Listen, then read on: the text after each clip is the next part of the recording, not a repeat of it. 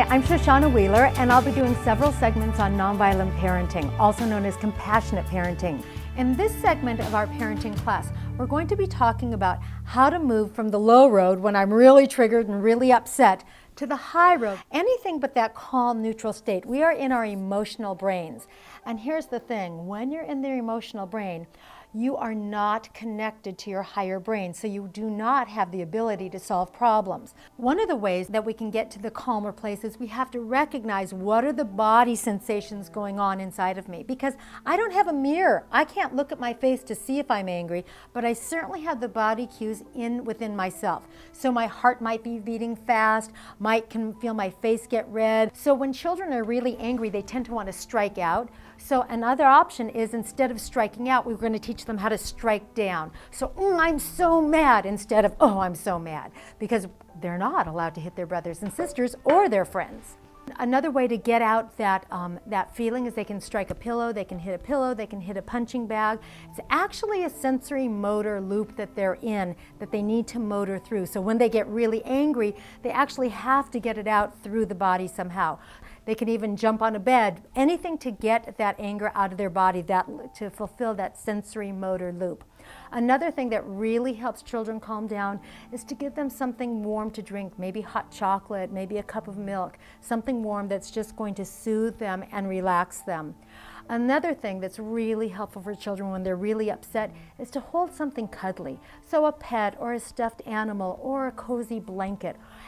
All are really wonderful to help children self-regulate. And the last one is to help them think calm thoughts.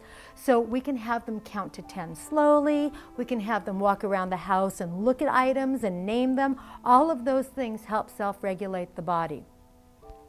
When we're really upset, and we've had a rupture with our children, we've yelled, we've gotten really mad, we might have even hit them, we need to repair that rupture. So often parents just let it go, pretending that it's over, it's done with. So in young children, it's going to be important to repair the rupture sooner than later. So as soon as you're in a calmer state, you're going to go, you know what, it's not okay for mommy to hit you. I'm so sorry. I was so mad. It just happened, and I hope to promise that it will never happen again because I don't like hitting you. Or if you didn't hit, if you just yelled, mommy got really mad and her voice got really loud and I bet it was scary. And then we're going to really check in with our child to really let them debrief with us how that experience was for them, because it emotionally impacted them. And we want to give them the opportunity to let that out through their speaking or through their playing. Somehow we want to hear their story. A wonderful way with young children is to draw a book, When Mommy Got Mad, and to write all the feelings that they had about that, if they were scared, if they were worried, if they got really sad. So it's just very, very important to reconnect after those kinds of ruptures. With older children, you can wait a little bit longer. With older children, you could probably wait a day. They actually have the memory available so that they can remember from one day to another. Young children do not have that ability, so that's why we want to do it really quickly. And with young children, they get very frightened when they're disconnected from us. So it's really important that we repair that as soon as possible and come back to that loving, nurturing place. And with teens, even a little bit longer, 3 or 4 days they can go. And with teens, you know, it's a little bit harder because they are really angry as well. And so we have to really just express it, you know, I'm really sorry for the way I behaved. It's not how I want to be as a parent. And to really express our regret, because we do have regrets about our behavior. And it's okay to let our children know that we're human too.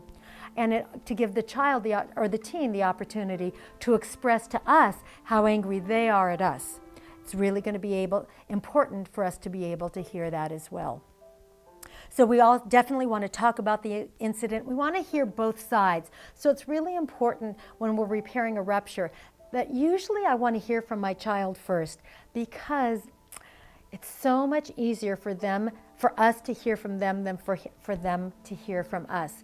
They just don't have the maturity yet to be able to put their feelings aside to hear us first. We have to be the adults. We have to be willing to hear their side first and then tell them our side of the story. And then we can also, really important to discuss solutions. What can we do? What can we plan so that this doesn't happen again? Thanks so much for tuning in. This is Shoshana Wheeler at ProfessorIt.com.